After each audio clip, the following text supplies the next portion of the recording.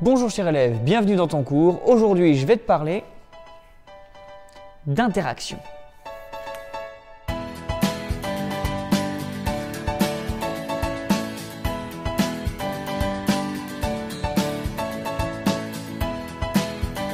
Nous sommes donc en physique dans le chapitre 3, mouvement et interaction, et après avoir parlé de relativité du mouvement, parlons maintenant des forces. Commençons tout d'abord par quelques définitions. Il faut bien comprendre que lorsque des objets vont interagir, ils vont exercer l'un sur l'autre des forces.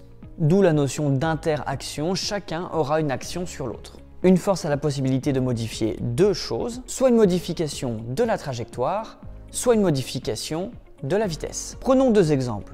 Le poids, qui est issu de l'interaction gravitationnelle entre la Terre et les objets qui sont à sa surface, a pour incidence de faire tomber les objets à la verticale vers le bas. Et ces objets tombent de plus en plus vite. L'interaction gravitationnelle qui existe entre les planètes et les sondes que l'on envoie dans l'espace, par exemple, va permettre d'utiliser cette force pour pouvoir dévier la trajectoire de ces sondes. Cela va permettre de les dévier, mais aussi de les accélérer, c'est l'effet de catapulte gravitationnelle. Comment allons-nous représenter une force ? Une force va être caractérisée par quatre choses. La première, c'est son point d'application. Dans la plupart des cas, le point d'application sera le centre de masse de l'objet qui subit la force. La deuxième caractéristique sera la direction de la force, verticale, oblique, horizontale.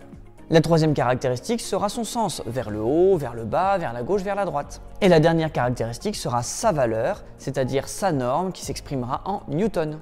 Si on fait le bilan, c'est exactement la définition d'un vecteur. Les forces seront donc représentées par des vecteurs. Prenons tout de suite un exemple avec le poids dans le référentiel terrestre. Si on observe le poids de cette pomme sur l'arbre, le point d'application de la force sera le centre de la pomme. C'est bien elle qui subit la force et qui est attirée par le sol de la Terre. La direction de cette force sera verticale et son sens vers le bas.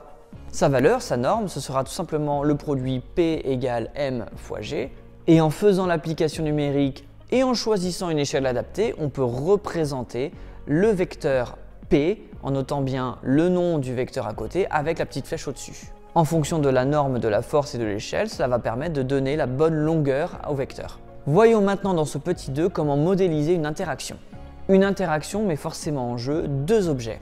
On représentera un schéma de principe. Les objets ne seront pas dessinés, mais juste leur nom sera indiqué dans des bulles.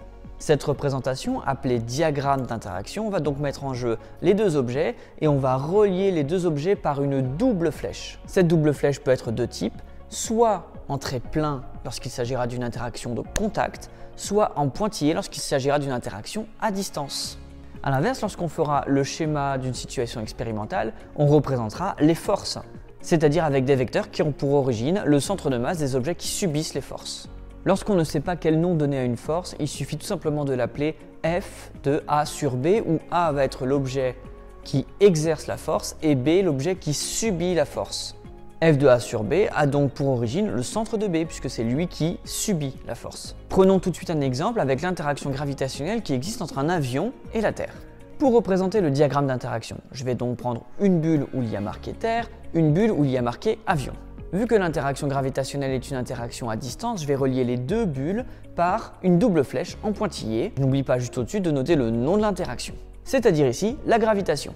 Si maintenant je veux représenter le schéma de l'avion avec la force qu'il subit, je vais donc avoir le schéma de l'avion, la Terre, et je vais donc calculer le poids de l'avion, puisque le poids c'est la force qu'exerce la planète Terre sur l'avion. En supposant que G est à peu près égal à 10 newtons par kilogramme, un avion de 130 tonnes aura donc un poids P égale M fois G, 130 fois 10 puissance 3 multiplié par 10, c'est-à-dire 1,3 giganewton. Je vais donc choisir une échelle, par exemple, 1 cm va représenter 1 giganewton. Il est facile de voir que dans ce cas-là, mon vecteur aura une longueur de 1,3 cm. Il me suffit donc de faire partir une flèche du centre de l'avion qui va vers le bas et qui a pour longueur 1,3 cm. Je n'oublie surtout pas, à côté de la flèche donc de ce vecteur, de noter le nom du vecteur, c'est-à-dire P avec la petite flèche au-dessus. Ça y est, le cours est terminé. Surtout, n'hésite pas à poser tes questions en commentaire et puis à bientôt!